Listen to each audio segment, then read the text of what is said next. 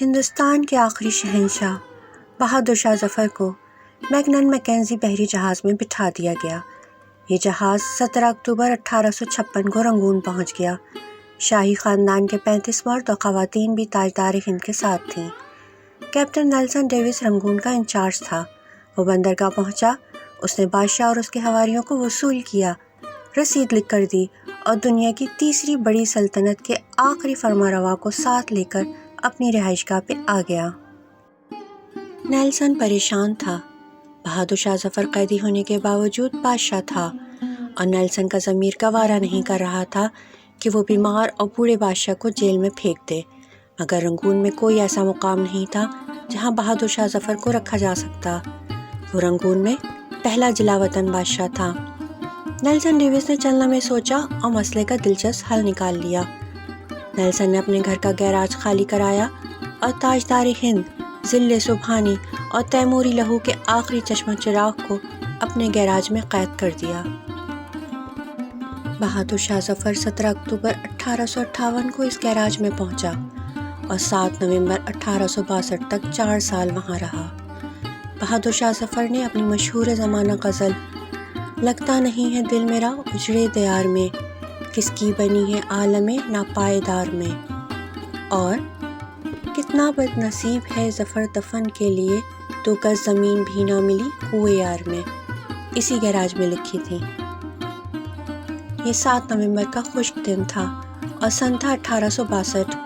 بد نصیب بادشاہ کی خاتمہ نے شدید پریشانی میں کیپٹن نیلسن ڈیوس کے دروازے پر دستک دی۔ اندر سے ارطلی نے برمی زبان میں اس بدتمیزی کی وجہ پوچھی۔ خاتمہ نے ٹوٹی پھوٹی برمی زبان میں جواب دیا، "ضلع سبحانی کا سانس اکھڑ رہا ہے"۔ ارطلی نے جواب دیا، "صاحب کتے کو کنگھی کر رہے ہیں، میں انہیں ڈسٹرب نہیں کر سکتا"۔ خاتمہ نے اونچی آواز میں رونا شروع کر دیا۔ ارطلی اسے چپ کرانے لگا، مگر آواز نیلسن تک پہنچ گئی۔ غصے میں باہر نکلا۔ خاتمہ نے نیلسن کو دیکھا تو وہ اس کے پاؤں میں گر گئی۔ وہ مرتے ہوئے بادشاہ کے لیے گیراج کی کھڑکی کھلوانا چاہتی تھی۔ بادشاہ موت سے پہلے آزاد اور کھلی ہوا کا ایک گھونٹ بھرنا چاہتا تھا۔ نیلسن نے اپنا پسٹل اٹھایا، گارڈز کو ساتھ لیا، گیراج میں داخل ہو گیا۔ بادشاہ کی آخری آرام گاہ کے اندر بدبو، موت کا سکوت اور اندھیرا تھا۔ ارطلی لیمپ لے کے بادشاہ کے سرہانے کھڑا ہو گیا۔ نیلسن آگے بڑھا۔ بادشاہ کا کمبل آدھا بستر پر تھا اور آدھا فرش پر۔ اس کا ننگا سر تکیے پہ تھا، لیکن گردن ڈھلکی ہوئی تھی۔ آنکھوں کے ڈھیلے پپوٹوں کی حدود سے باہر ابل رہے تھے۔ گردن کی رگیں پھولی ہوئی تھیں اور خشک زرد ہونٹوں پہ مکھیاں بنبنا رہی تھیں۔ نیلسن نے زندگی میں ہزاروں چہرے دیکھے تھے، لیکن اس نے کسی چہرے پہ اتنی بے چارگی، اتنی قریب الوطنی نہیں دیکھی تھی۔ وہ کسی بادشاہ کا چہرہ نہیں تھا، وہ دنیا کے سب سے بڑے بھکاری کا چہرہ تھا، اور اس چہرے پر ایک آزاد سانس، جی ہاں، صرف ایک آزاد سانس کی اپیل تحریر تھی، اور یہ اپیل پرانے کنویں کی دیوار سے لپٹی کائی کی طرح ہر دیکھنے والی آنکھ کو اپنی گرفت میں لے لیتی تھی۔ کیپٹن نیلسن ڈیوس نے بادشاہ کی گردن پہ ہاتھ رکھا۔ زندگی کے قافلے کو رگوں کے جنگل سے گزرے مدت ہو چکی تھی۔ ہندوستان کا آخری بادشاہ زندگی کی حد عبور کر چکا تھا۔ نیلسن نے لواحقین کو بلانے کا حکم دیا۔ لواحقین تھے ہی کتنے، ایک شہزادہ جوان بخت اور دوسرا اس کا استاد حافظ محمد ابراہیم دہلوی۔ وہ دونوں آئے۔ انہوں نے بادشاہ کو غسل دیا، کفن پہنایا اور جیسے تیسے بادشاہ کی نماز جنازہ پڑھی۔ قبر کا مرحلہ آیا تو پورے رنگون شہر میں آخری تاجدار ہند کے لیے 2 گز زمین دستیاب نہیں تھی۔ نیلسن نے سرکاری رہائش گاہ کے احاطے میں قبر کھدوائی اور بادشاہ کو خیرات میں لی ہوئی مٹی میں دفن کر دیا۔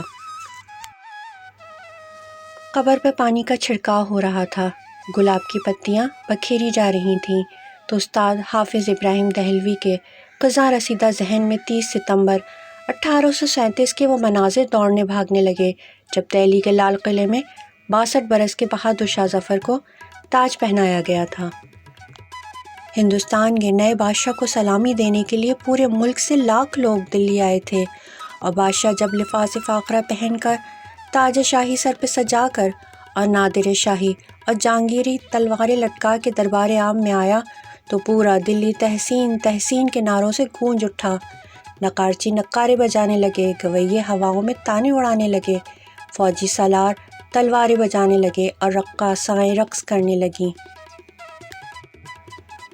استاد حافظ محمد ابراہیم دہلوی کو یاد تھا، بہادر شاہ ظفر کی تاج پوشی کا جشن 7 روز جاری رہا تھا۔ ان 7 دنوں میں دلی کے لوگوں کو شاہی محل سے کھانا کھلایا گیا تھا، مگر 7 نومبر 1862 کی اس ٹھنڈی اور بے مہر صبح بادشاہ کی قبر کو ایک خوش الحان قاری تک نصیب نہیں تھا۔ استاد حافظ محمد ابراہیم دہلوی کی آنکھوں میں آنسو آ گئے۔ جوتے اتارے، بادشاہ کی قبر کی پائنتی میں کھڑا ہوا اور سورہ توبہ کی تلاوت شروع کر دی۔ حافظ ابراہیم کے گلے سے سوز کے دریا بہنے لگے۔ قرآن کریم کی تلاوت کا اعجاز تھا یا پھر استاد کے گلے کا سوز؟ کیپٹن کی آنکھوں میں بھی آنسو آ گئے۔ اس نے ہاتھ اٹھایا اور قبر کو سلوٹ پیش کیا۔ اس آخری سلوٹ کے ساتھ ہی مغل سلطنت کا سورج ہمیشہ ہمیشہ کے لیے غروب ہو گیا۔ اگر آپ کا کبھی رنگون جانا ہو تو آپ کو ڈیگن ٹاؤن کی کچی گلیوں کی بدبودار جھگیوں میں آج بھی بہادر شاہ ظفر کی نسل کے خاندان کے لوگ مل جائیں گے۔ یہ آخری مغل بادشاہ کی اصل اولاد ہیں، مگر یہ اولاد آج سرکار کے وظیفے میں چل رہی ہے۔ یہ کچی زمین پہ سوتی ہے، ننگے پاؤں پھرتی ہے، مانگ کے کھاتی ہے اور ٹین کے کنستروں میں سرکاری نل سے پانی بھرتی ہے، مگر یہ لوگ اس قسمہ پرسی کے باوجود خود کو شہزادے اور شہزادیاں کہتے ہیں۔ یہ لوگوں کو عہد رفتہ کی داستانیں سناتے ہیں اور لوگ کہہ کے لگا کے رنگون کی گلیوں میں گم ہو جاتے ہیں۔ یہ لوگ، یہ شہزادے اور شہزادیاں کون ہیں؟ یہ ہندوستان کے آخری بادشاہ کی سیاسی غلطیاں ہیں۔ بادشاہ نے اپنے گرد نااہل، خوش آمدی اور کرپٹ لوگوں کا لشکر جمع کر لیا تھا۔ یہ لوگ بادشاہ کی آنکھیں بھی تھے، اس کے کان بھی اور اس کا ضمیر بھی۔ بادشاہ کے 2 بیٹوں نے سلطنت آپس میں تقسیم کر لی تھی۔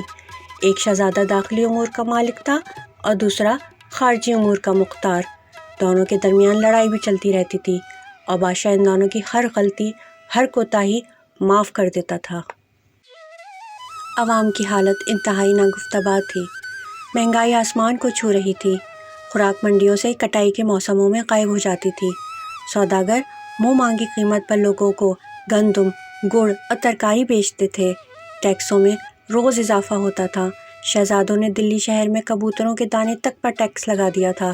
طوائفوں کی کمائی تک کا ایک حصہ شہزادوں کی جیب میں چلا جاتا تھا۔ شاہی خاندان کے لوگ قتل بھی کر دیتے تھے تو کوئی ان سے پوچھ نہیں سکتا تھا۔ ریاست شاہی دربار کے ہاتھ سے نکل چکی تھی۔ نواب، صوبیدار، امیر اور سلطان آزاد ہو چکے تھے اور یہ مغل سلطنت کو ماننے تک سے انکاری تھے۔ فوج تلوار کی نوک پر بادشاہ سے جو چاہتی تھی منوا لیتی تھی۔ عوام بادشاہ اور اس کے خاندان سے بیزار ہو چکے تھے۔ یہ گلیوں اور بازاروں میں بادشاہ کو ننگی گالیاں دیتے تھے اور کوتوال چپ چاپ ان کے قریب سے گزر جاتے تھے، جبکہ انگریز مضبوط ہوتے جا رہے تھے۔ یہ روز معاہدہ توڑتے تھے اور شاہی خاندان وسیع تر قومی مفاد میں انگریزوں کے ساتھ نیا معاہدہ کر لیتا تھا۔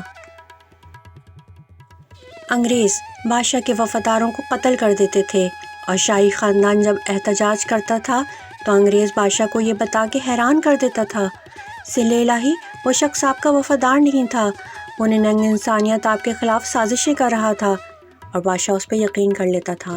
بادشاہ نے طویل عرصے تک اپنی فوج کو بھی ٹیسٹ نہیں کیا تھا، چنانچہ جب لڑنے کا وقت آیا تو فوجیوں سے تلواریں تک نہ اٹھائی گئیں۔ ان حالات میں جب آزادی کی جنگ شروع ہوئی اور بادشاہ گرتا پڑتا شاہی ہاتھی پر چڑھا تو عوام نے لا تعلق رہنے کا اعلان کر دیا۔ لوگ کہتے تھے ہمارے لیے بہادر شاہ ظفر ہو یا الیگزینڈر وکٹوریہ، سب برابر ہیں۔ مجاہدین جذبے سے لبریز تھے لیکن ان کے پاس قیادت نہیں تھی۔ بادشاہ ڈبل مائنڈڈ تھا، یہ انگریز سے لڑنا بھی چاہتا تھا اور اپنی مدت شاہی بھی پوری کرنا چاہتا تھا۔ چنانچہ اس جنگ کا وہی نتیجہ نکلا جو ڈبل مائنڈ ہو کر لڑی جانے والی جنگوں کا نکلتا ہے۔ شاہی خاندان کو دلی میں ذبح کر دیا گیا جبکہ بادشاہ جلا وطن ہو گیا۔ بادشاہ کیپٹن نیلسن کے گیراج میں قید رہا، گھر کے احاطے میں دفن ہوا اور اس کی اولاد آج تک اپنی عظمت رفتہ کا ٹوکرا سر پہ اٹھا کے رنگون کی گلیوں میں پھر رہی ہے۔ یہ لوگ شہر میں نکلتے ہیں تو ان کے چہروں پہ صاف لکھا ہوتا ہے، جو بادشاہ اپنی سلطنت، اپنے مینڈیٹ کی حفاظت نہیں کرتے، جو عوام کا اعتماد کھو بیٹھتے ہیں، ان کی اولادیں اسی طرح گلیوں میں خوار ہوتی ہیں۔ یہ عبرت کا کشکول بن کر اسی طرح تاریخ کے چوک میں بھیک مانگتی ہیں، لیکن ہمارے حکمرانوں کو یہ حقیقت سمجھ میں نہیں آتی۔ یہ خود کو بہادر شاہ ظفر سے بڑا بادشاہ سمجھتے ہیں۔ تجھ کو بتاتا ہوں تقدیر امم کیا ہے، شمشیر و ثنا اول طاؤس و رباب آخر۔